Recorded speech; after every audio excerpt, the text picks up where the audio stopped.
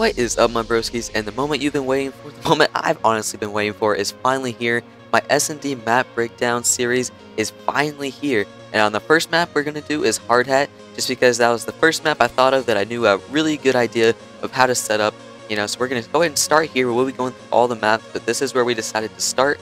And as you can see, I made a little bit of a menu for you guys just to make it a little bit easier on you. So if you wanted to watch a specific part of this video, maybe you're getting ready for a team scrim, or maybe you're getting ready for a game battle, you need some ideas of what to do, you can click on any specific part of this video, or if you want to just watch the complete video and get a complete breakdown of the whole map of Hardhat, please stay tuned. It should be a great video, guys, and let's get right into it. Alright guys, so this is the callout section of the video. Now obviously these are some of the most basic callouts, so add your own flair to these to make your own team's individual callouts, but maybe this will give you the basics on how to do it. So let's jump in. So first of all, we have triangle. A lot of people head glitch here, as we all know, so it's a good call out. Next is shack. This is maybe not be very many people there, but you never know. It's a good call out to have. Bottom construction. Of course, a lot of people rush here. It's one of the main call outs I use. Top construction. We all know there's always going to be someone there.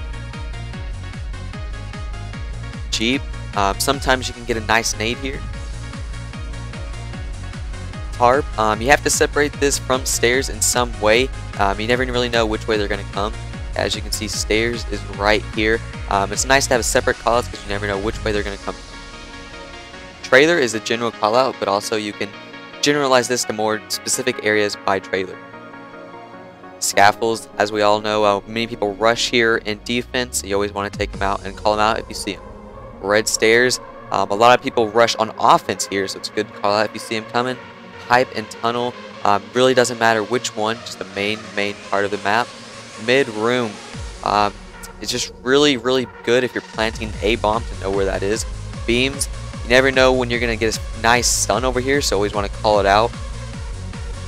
Broken. A lot of people here on defense, so if you see them, call them out. Mid alley. You're always going to see someone here. Make sure you call them out. So if you missed anything, I want you to take a quick second, pause the video, and look at these callouts in more detail. Offense is a great way to gain an advantage on your opponent. You're not supposed to always win offense, but if you play like this, hopefully you can get the advantage on your opponent and win your offensive rounds and go on and win more games. So here we have the B plant. This is going to be the guy that's going to watch the rear. He's going to set up right here and watch anyone coming from tunnel or maybe even construction. Here's going to be our bomb carrier. He's going to slowly move through scaffolds, making sure he doesn't get picked off. We check all the spots and he's going to plant. This guy is going to watch the very frontmost of our bomb carrier, and he's going to push all the way up into the porta potty and make sure no one flanks him from the front. This guy is going to watch him completely from the back. He's going to make sure once the bomb's planted, that no one's coming over there late. So here, what's watching a real game situation, how my team sets up and gets the B bomb planted and wins this round. So I can see we have someone setting up watching the rear, as although we don't have someone going all the way to the far left, we do watch the rear pretty successfully just with our tunnel man. So as you can see, we're picking guys off, we're watching our rear, and we're slowly going to push up and get this bomb planted. So you see right here, we're communicating. We know that there's a guy back there, so Variably is going to go back there, take him out. Now, Variably, being that he's only one pushed up, he's going to go ahead and be our man that watches the very frontmost flank while we get the bomb planted, and I'll watch our back rear. So as the bomb gets planted here, as you can see, the opponents know the bomb coming, so they're going to slowly start moving over to B. I'm set up perfectly to take out both of these guys right here, and we'll get a successfully round win. As you can see right here, they're both going to pop out right in front of me. I'm going to take out one, jump around the corner, and take out two to get the successful B plant. Now let's talk about the A plant. Pretty much it's the same thing. You have 4 people on your team. You need to cut the map into 4 to make sure all are taken care of and make sure you get your successful bomb plant off. And then once you have the bomb plant in a 4v4 situation, 9 times out of 10 you're going to be able to win that game. So you want to just make sure you cut off all portions of the map. And obviously this is without opponents. So it's going to be a little bit easier. It's not going to be as easy as this to get into these positions. But as long as you know where you're going and what you need to go to, it'd be a lot easier. So let's look at this in a real game situation. So as you can see, we're going to have 2 left, 2 right, just as you saw before. Now in this case, the bomb carrier did go through tunnel, which is not what I recommend, just because if the bomb gets down inside tunnel, it's a lot harder to pick up. But as you can see, 2 of our guys are going to get taken off. So you're only going to have 2 left. But it's the same premise, guys. You have 2 people to cut the map into halves. And just make sure that you get that bomb planted, because as soon as you get that bomb planted, it raises your chances of winning that round very high. So you can see right here, they cut the map into halves. We're gonna have one guy watch mid alley and mid building, and one guy watch tunnel. So you can see they're going to slowly come through. One guy's going to come mid alley, and one guy's going to come tunnel, and they're going to get a successful win and win this game. Although defense is easier than offense in Search and Destroy, it's just as important that you win it. Because if you drop a defense round and the other team gets the defense round, you can go down 2-0 very fast. So make sure you win your defense rounds, and I'm going to give you a few tips to make sure that you do this very often. So defense on Hardhat, I always put 2 guys on B because B is a lot harder to defend and a lot easier to rush. So we're going to have one guy pushing the scaffolds, and he's going to be our immediate guy just in case anyone's rushing B, and he's going to make sure no one's rushed in the tunnel so far. And he's going to wait in scaffolds and make sure no one else comes in the future. Our next guy's also going to go B, but he's going to be a little bit more aggressive.